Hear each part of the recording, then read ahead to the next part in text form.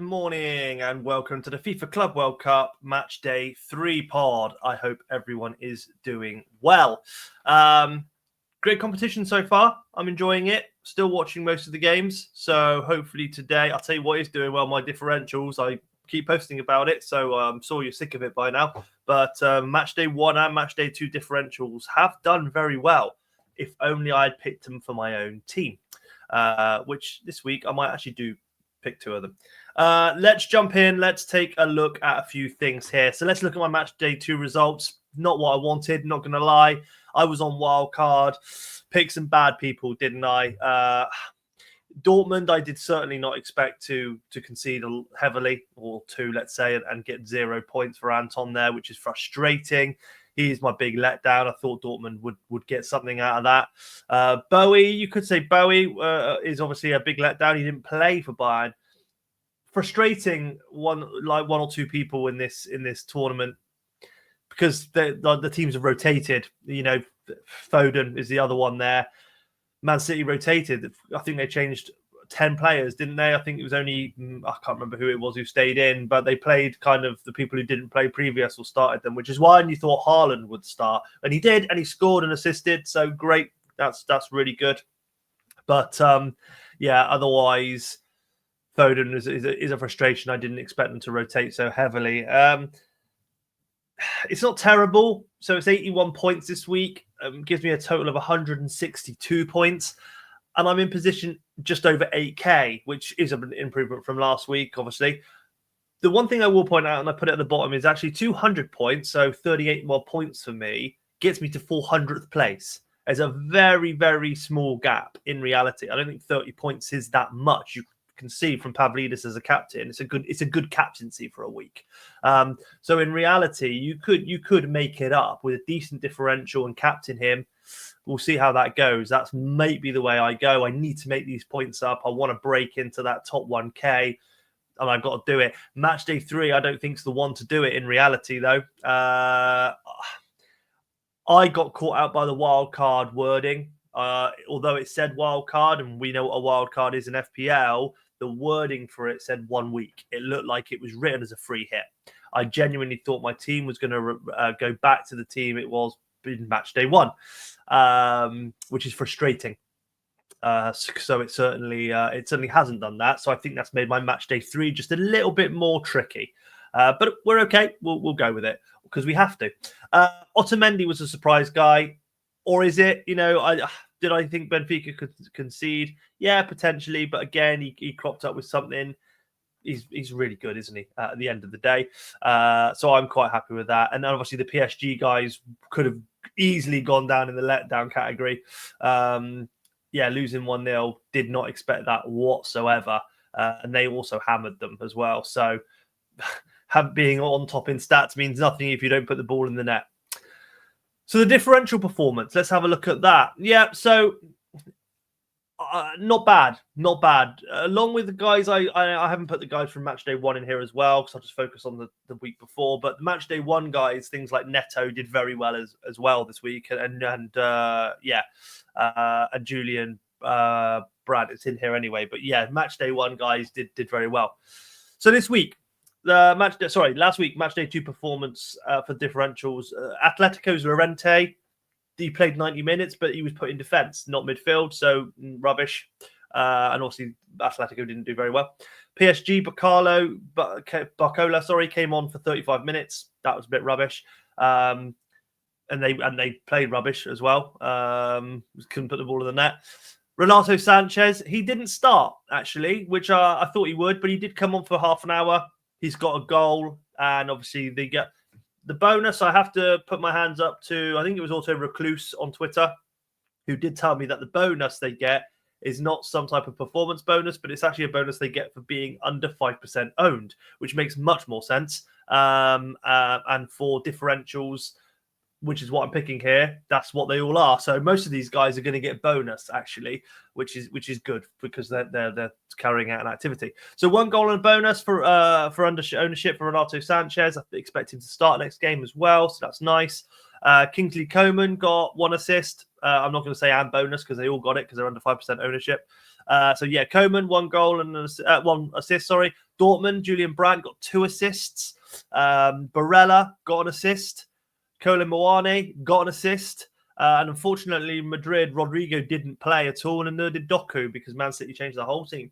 But I think, that big run there I had of Renato Sanchez, Koeman, Brandt, Barella, and Mowane, pretty good. So very good. Happy with that differential performance again for this week.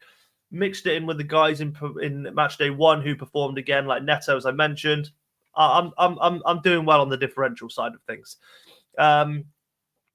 I want to jump into the current standings very quickly, just to give you guys a lay of the land on who's doing what in which group.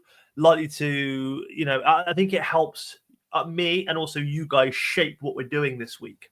So, Group A, it looks like Palmeiras and Inter Miami are there. It's going to be tough, I think, maybe for Porto. I don't think Al Hilal is gonna do anything. So I think for me, you're looking now at Porto couldn't they? Yeah, Porto could, but it's going to be tough for them. They're going to have to score quite a few for the goal difference, but it's definitely a possibility who goes through on that group. It's you'd like to say Palmeiras and Inter Miami could see it through from here, but I think it's open. Group B, Botafogo heading that one up 6 points. PSG 3, Atletico Madrid 3. Atletico have obviously got Seattle, who are bottom. They've only scored 2 goals. Could Atletico score 4 there? Bring it back to the same goal difference as Botafogo? And could PSG hold Botafogo? It's a possibility, isn't it? Yeah, it's going to be a tough one. It's going to be a tough one, actually. That one. I said PSG and Atletico would walk that group, but Botafogo have shown up and proven me wrong. Group C, that's going the way I said it would. Bayern and Benfica at the top there. I don't think Boca are going to catch them. Auckland, forget about it. Group D, Flamenco, Chelsea, S Tunis, LAFC. Well, LAFC are done. S Tunis have now got a game against Chelsea, who I expect to do very well against them. So I think Flamenco and Chelsea are going through on that group as I predicted. Group E, yeah, nothing special here. Inter Milan and River Plate going through like I thought they would. I can't see that changing at all. Inter Milan have been pretty woeful, actually, considering what I thought they would do. Group F, Fluminense, Dortmund, the Sundowns, and Ulsan, I think it is. It's blocked slightly, but it is them. Yeah, Fluminense and Dortmund, I said, to go through, and that looks like it's going to happen. I can't see why that won't now. Yeah, that's been a tougher group than I thought it would be, actually. And then Group G, Juventus, Man City, Wydad, and Al Ain. Yeah, Juventus, Man City. That was an obvious one from the very start. That's definitely going to happen. Although they've got to play each other at the end, it doesn't matter to any of the other teams because they can't get there anyway. So it's just who's going to top that group. I would have said I think Man City will. And then Group H, Real Madrid, Salzburg, Al Hilal, and Pachuca. Al Hilal still got a chance. In fact, I think Real Madrid will go through, obviously. But then, yeah, one of Salzburg and Al Hilal, a difficult one. But again, the groups have been a lot closer than I thought they would be. The problem with the groups is they're the easy ones. They're the ones where people can get points more. I think when it gets to the knockout stages, it's a little harder to get points. You really want to make your points in the group stages. So frustratingly, I've messed this up, I think, a little bit with what I've been doing. So Matchday 3 fixtures. Standout fixtures for me this week, slightly less than last. We've got Atletico and Botafogo. We've got Seattle and PSG. So we've got Porto and Al Hilal. Auckland versus Boca. Obviously, anyone against Auckland is going to be a good game. S Tunis versus Chelsea. LAFC versus Flamenco. Dortmund versus Ulsan. Inter versus River Plate. And Al Hilal versus Pachuca. Now, you might think Inter versus River Plate, not a standout fixture. For me, I think both of them can score, and I think they'll go at it. So I think that'll be a high-scoring game, which is why it's in here. So you'll see a player from each of those for my differentials, which is coming up next. It's a tough one, I think, this week because you've kind of got decent teams playing each other. You've got Juventus and City, Salzburg and Madrid. Salzburg obviously are doing okay. Madrid should win, but Would I call it standout? Don't know. Who else have you got? You've got Benfica and Bayern. Obviously, Benfica not easy at all. So how's that going to go? Inter Miami versus Palmeiras is hard to call for me. So yeah, I think for me at this week is more difficult. This is why I wanted to do wildcard in match day 2 because I thought the fixtures were better, which means I could have picked a better team and attacked fixtures. Where actually maybe match day 3 wildcard would have been better because it's trickier and then you can really hand pick the games. But as we've already seen, rotation is a big thing, and PSG are already through. So will they rest more players or different players against Seattle? Potentially. Whereas Atletico Madrid, they do have to go for it. So will they put up a big team against Botafogo? Probably, and they'll really push. So let's jump into my player 3 differentials for the week before we take a look at my team. So Atletico, yeah, they need to go for it. I think Griezmann's been a bit quiet this tournament. I think for me, I'm looking at obviously just players under 5% ownership, as I mentioned. So I think for me, Griezmann at 8.5 million, 2.6% is worth a punt this week, definitely.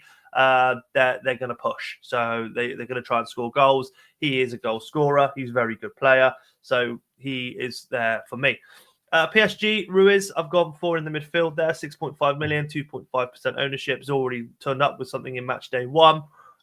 Very good player. He didn't play much last week, so I think in match day 2. So I think he'll come back in match day 3 just to see them through. Porto, I've gone back to Fabio Vieira. I think he's been very lively. He's played a lot of minutes in the group stages so far. 5.7 million, 1.2% owned. Yeah, can't see why Fabio Vieira can't turn up with something. He's very, very lively. I'm surprised he hasn't returned. A man who has returned is Battaglia for Boca Juniors, 6.3 million, 3% ownership. He's done very well. Of course, Boca have got Auckland, so actually he could be a really good differential for people this week. If he can continue how well he's been doing against Auckland, which is definitely likely, then and the good thing about Boca is that they're going to go through, so you're not going to lose a player as either just punting on somebody for the group stage. Chelsea, I've gone for Delap. He's played a lot of minutes so far. He came on for Jackson. I think he started the second game. But Jackson is now suspended, so Delap is the only striker they really have. So Delap's going to go straight in at Chelsea against Tunis. So Delap at 6 million, 3.7% ownership. Think that's one transfer I will be making. We'll have a look in a moment at my possibles, who I want to get rid of and who could bring in. But Delap is right up there as a great shout this week. Flamenco, Araujo, the striker, 6 million, 2.6 ownership. Obviously, they've got LAFC, who haven't been great.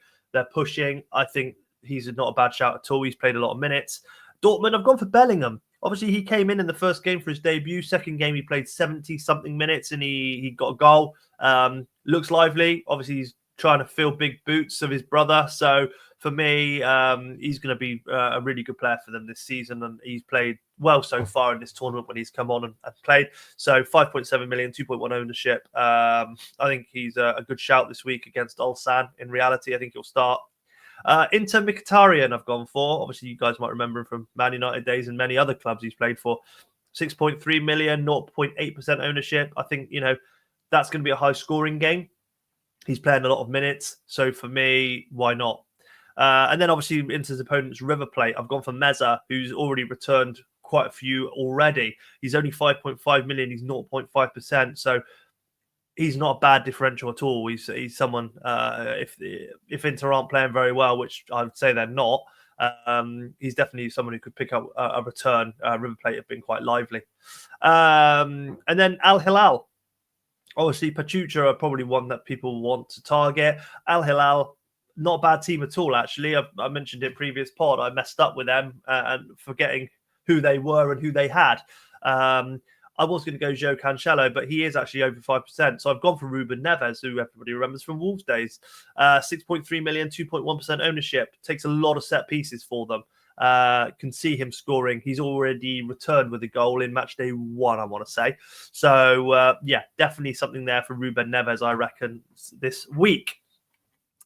And that kind of brings me to my match day 3 thoughts, and that's my team on the left there. So right now my team is, and I'll read it out. It's Fabio from Fluminense, Bowie of Bayern, Hakimi, Moira, Otamendi, Di Maria, Elise, Kashvilia, Rodrigo, Mora, Pavlidis, Alvarez, and then subs at the moment because of the dates is Armani. Oh, everyone's got him. Anton, Haaland, and Foden. For me, I expect Haaland and Foden to start against Juventus, so I'm not worried about that. I'm annoyed that the team carried over. It's not worked out terribly because I do have kind of Alvarez against Botafogo, and obviously I've said that Atletico really need to push. So having their kind of very live wire striker, who's I think been very good so far, hasn't really scored, nearly scored, was really good piece of play. But I think for me, Alvarez is a good shout. So I'm all right with that. PSG players is good. Having 3 Benfica players isn't great against Bayern. So I think one of those is going to have to make way, potentially both. But I'm not in favour of making a defensive change, but I might have to. Bowie is obviously another one with Bayern. Didn't play last game. They've kind of got their first choice defence back, and he's not in it. I'm annoyed at that because in the first game, I think he was really, really good. I mean, but it was against Auckland, and that's the other thing. And he did return clean sheet and a goal. So I thought he might get the nod for the second game as well, but that hasn't happened. And now, would he play for the third game? It's probably unlikely, which is a bit frustrating, really. One second, my throat's dry. It's morning, I need a coffee. Yeah, so it's not looking potentially great. And I think for me, as you can see, I've got potential outs and potential ins here, and I wanted it. There's a lot of them, but I think I've got to be sensible with where I go. So I think Chelsea are a shoe-in against Eshiniz this week to score and to go through. So for me, I think D-Lap's got to come in for probably Pavlidis. That's where I'm heading to there. But I've got quite a few potential ins. I don't mind Pacho coming in for PSG and having a double up in defence because I can't see Seattle scoring. But that is a risk because they did just lose 1-0. So do they rotate? Does one of the defenders lose their place? And is it Pacho? Who knows? I've put Kobel in as in the Dortmund keeper. Do I want to make a keeper change at this time? Not really. And Dortmund have looked pretty ropey, but they have got a good game. So it's tough. Which is why I put Guirassy in as well. I do think Dortmund will score, and he's the main man. But I've got to make changes elsewhere for Pavlidis to become Guirassy. And Bataglia is there as well because I think he's been great.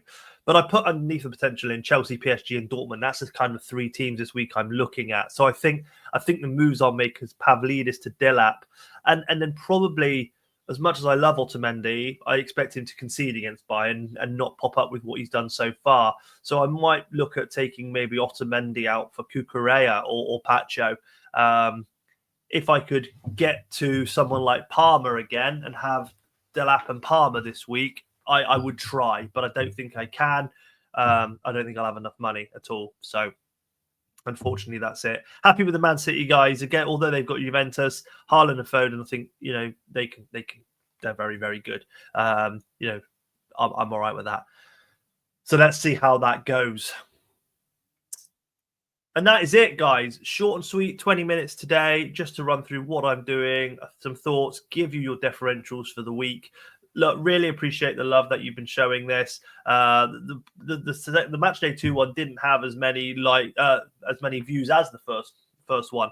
Maybe it's because people were building their teams and needed a little bit more. But hey, look, if you didn't listen to my differentials, then you're in trouble because they've been hitting it. And I'll keep posting them out as well as they return. I will be back very, very soon. Not with an FPL one, I don't think. I think we'll concentrate on the Club World Cup while it's still going on. Get ready for the hard knockout stages. and keep the love for the channel. Really, really appreciate what you're doing right now for me. Thank you so much. I'll speak to you soon. Bye.